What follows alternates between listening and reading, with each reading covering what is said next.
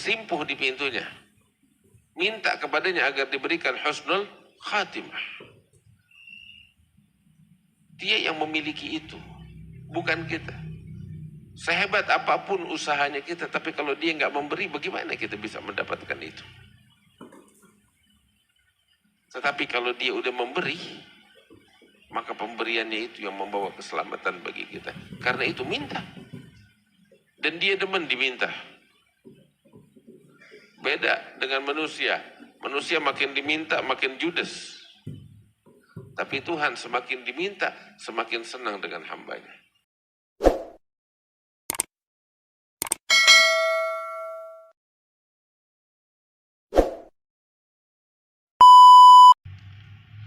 Bismillahirrahmanirrahim. Alhamdulillah wassalatu wassalamu ala Rasulillah wa alihi wa sahbihi wa man walah, amma ba'd. Hadirin al-hadirat yang dimuliakan Allah, di dalam kitab Nasaih Diniyah yang barusan dibaca disampaikan oleh Sayyidina al-Imam al-Habib Abdullah bin Alawi al-Haddad tentang firman Allah Ta'ala yang berbunyi wala tamutunna illa wa antum muslimun. Jangan sekali-kali kamu mati melainkan dalam keadaan Islam, dalam keadaan iman. Allah Ta'ala menyatakan, ya ayyuhalladzina amanu taqullaha haqqa tuqatih wa la tamutunna illa wa antum muslimun. Kita orang-orang beriman dipanggil oleh Allah Subhanahu wa Ta'ala. Mudah-mudahan kita termasuk orang yang dipanggil oleh Allah Ta'ala. Kita orang-orang beriman dipanggil, wahai orang-orang beriman, ittaqullaha haqqa tuqatih.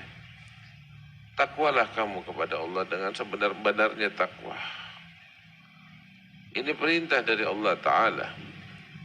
Kemudian Allah Subhanahu wa Ta'ala mengatakan, wala tamutunna illa wa antum muslimun. Jangan kamu mati melainkan dalam keadaan Islam. Bagaimana itu kita mau menjalankan perintah itu? Sedangkan keadaan mati seseorang bukan di tangan dia. Keadaan matinya kita bagaimana itu bukan di tangan kita. Namun Allah memberikan perintah kepada kita.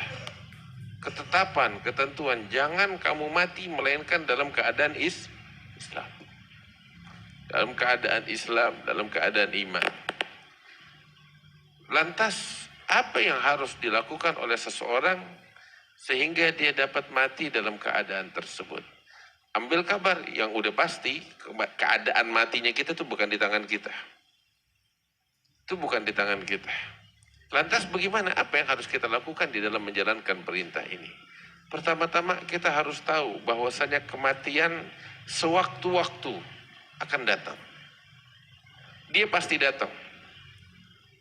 Dan waktunya itu hanya Allah yang mengetahui. Sewaktu-waktu secara tiba-tiba dia bakal datang. Dia akan datang secara tiba-tiba menjemput kita. Itu kematian.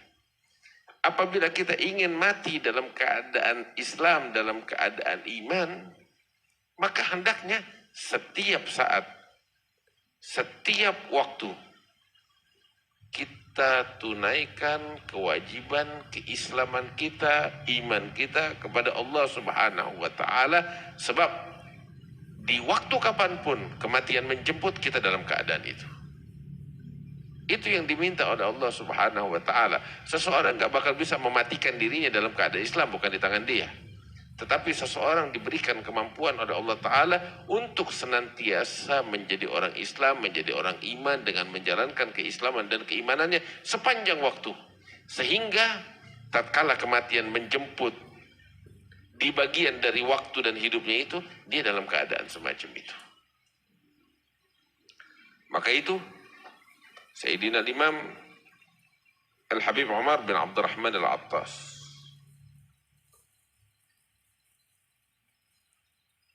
beliau katakan, al-hal alladhi turid an ya'tikal maut alaih falzamu. Keadaan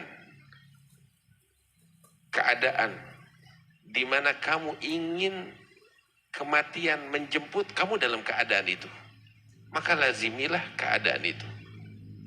Kita pengen kematian datang menjemput kita, keadaan kita bagaimana? Semua berharap, kita berharap mati menyebut la ilaha illallah. Kita berharap mati dengan keadaan sujud. Kita berharap untuk mati lagi baca Al-Quran.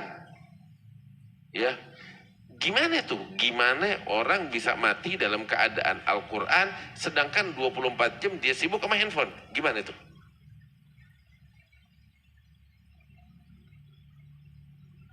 Kan gak masuk akal. Kalau dia 24 jam sibuk dengan Al-Quran, maka orang yang semacam ini potensi besar untuk mati dalam keadaan membaca Al-Quran. Sebab 24 jam dia bersama Al-Quran.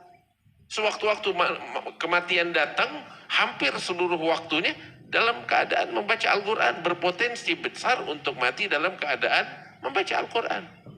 Seumur-umur gak baca Quran. Bagaimana dia berpotensi mati dengan membaca Al-Quran? Bagaimana tuh? Ini sekedar contoh. Demikian orang ingin mati dalam keadaan sujud. Sujudnya jarang-jarang. Gimana dia mau berpotensi mati dalam keadaan sujud sedangkan sujudnya dia jarang-jarang? Beda hal orang yang senantiasa dalam keadaan sujud kepada Allah Ta'ala, maka potensinya untuk mati dalam keadaan sujud pun besar. Potensinya untuk mati dalam keadaan sujud besar. Orang dan sebaliknya, orang yang sebagian besar waktunya di dalam kemaksiatan, maka dia juga berpotensi mati dalam keadaan maksiat. Karena itu, ini yang diminta. Habib Abdullah Haddad bilang di sini, kamu takwa kepada Allah. Ayat sebelumnya tuh menjelaskan takwalah kamu dengan sebenar-benarnya takwa. Artinya maksimalkan dirimu di dalam bertakwa. Itu yang tugas yang harus kamu lakukan. Selebihnya ketika kematian menjemput, kamu berpotensi mati dalam keadaan semacam itu. Dalam keadaan takwa, dalam keadaan iman, dalam keadaan Islam. Allah.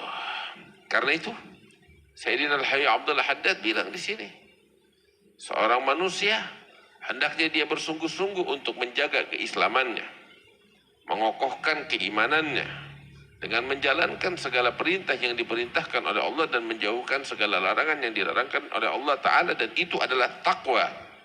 Sehingga dia berpotensi besar untuk mati dalam keadaan Islam. Namun ketika dia mengabaikan tugas keislaman, keimanannya, maka di saat yang sama juga dia berpotensi untuk mati dalam keadaan tanpa membawa Islam dan iman. Hadirin yang dimuliakan Allah Subhanahu wa Ta'ala. Kemudian orang yang ingin mati dalam keadaan Islam dan iman setelah melakukan apa yang tadi kita sampaikan, tahu apa lagi? Minta kepada pemilik. Pemiliknya sampai Allah Ta'ala. Bersimpuh di pintunya, minta kepadanya agar diberikan husnul khatimah. Dia yang memiliki itu, bukan kita. Sehebat apapun usahanya kita, tapi kalau dia nggak memberi, bagaimana kita bisa mendapatkan itu? Tetapi kalau dia udah memberi, maka pemberiannya itu yang membawa keselamatan bagi kita. Karena itu minta, dan dia demen diminta. Beda dengan manusia. Manusia makin diminta makin judes. Tapi Tuhan semakin diminta semakin senang dengan hambanya. Semakin dia memberi. Yu'ti wala yubali.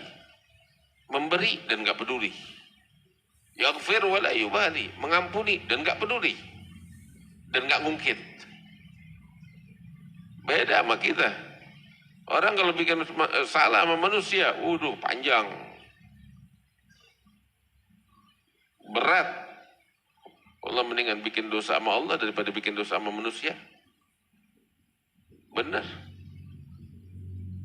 Kita bikin dosa sama Allah, dipanggil, ayo lo minta maaf. Kita datang dimaafin, selesai, clear.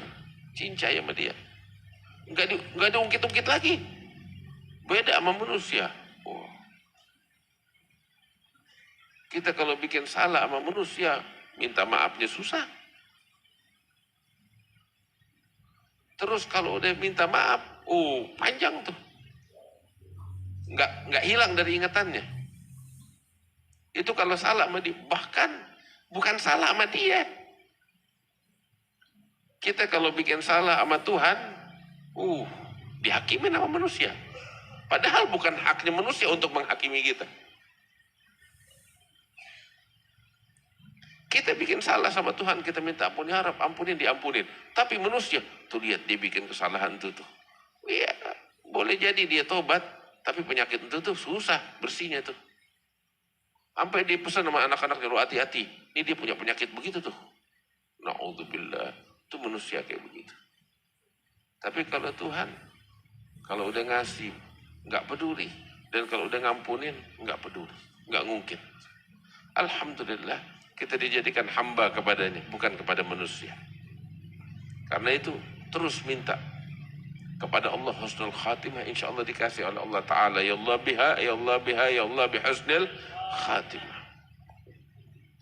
Sini Habib Abdullah Haddad bilang, telah sampai suatu berita atau athar yang diriwayatkan sampai kepada kami bahwasanya syaitan mengatakan, qasama dhahri alladhi yas'alullaha ta'ala husnal khatimah. Sungguh telah meremukkan tulang punggungku orang yang memohon kepada Allah husnul khatimah. Artinya ketika dia memohon kepada Allah husnul khatimah, akan diberikan permohonannya itu. Dan kalau udah diberikan permohonannya, syaitan seumur hidup nih orang berusaha untuk membinasakannya, habis usahanya syaitan, cuma capek doang. Remuk tulang punggungnya syaitan ketika orang diberikan husnul khatimah. Ya Rab, mudah-mudahan Allah berikan kita husnul khatimah. Maka itu beruntung orang di antara kita yang dikasih nikmat Islam, nikmat iman. Kita kalau mau sujud sama Allah Ta'ala di atas bara api seumur hidup kita demi untuk mensyukuri nikmat Islam yang Allah berikan kepada kita, nggak bakal pernah bisa kita tunaikan hak Allah di dalam bersyukur kita kepadanya. Nggak bakal pernah.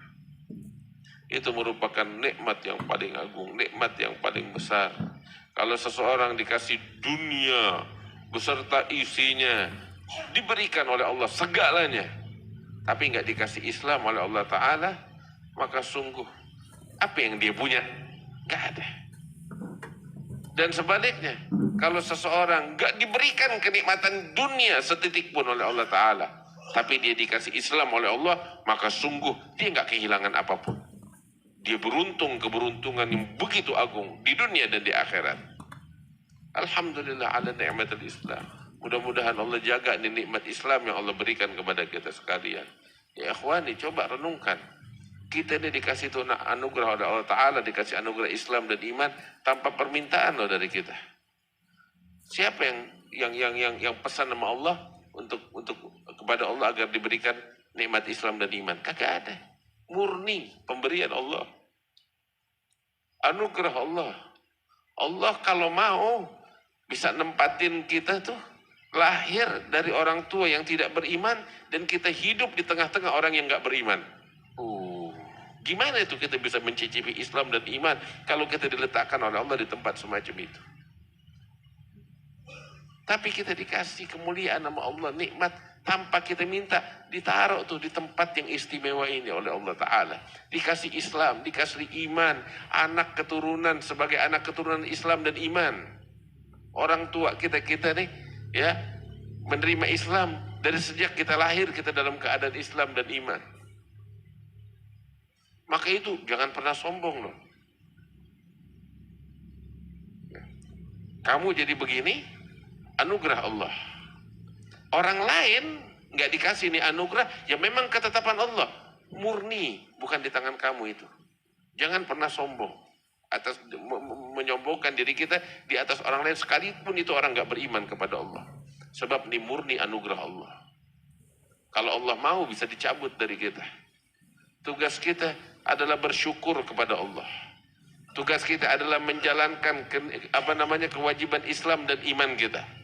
Tugas kita adalah meminta agar diberikan husnul khatimah dan ditutup usia kita dalam keadaan Islam dan iman. Itu tugas kita. Itu tugas kita. Menilai, menghakimi, menjudge orang lain, itu bukan haknya kita. Allah nggak izinkan kita. Siapapun itu, apapun itu, Allah nggak izinkan kita. Karena itu, jaga diri kita dari sikap yang tidak baik semacam itu, menilai orang lain, menghakimi orang lain. Fokus kepada tugas yang Allah tugaskan kepada kita sekalian. Mudah-mudahan Allah jadikan kita sebagai manusia-manusia yang bertakwa kepada Allah, sehingga usia kita ditutup oleh Allah Ta'ala dalam keadaan iman, dalam keadaan Islam, dalam keadaan takwa kepada Allah Subhanahu wa Ta'ala. Ya Rabbal Alamin, wa ajudul ajudin, wa rahimal masakin, wa idhal quwatal matin. Bismillahirrahmanirrahim. Alhamdulillahi Rabbil Alamin. Allahumma salli wa sallim ala Sayyidina Muhammadin wa ala alihi wa sahbihi ajma'in.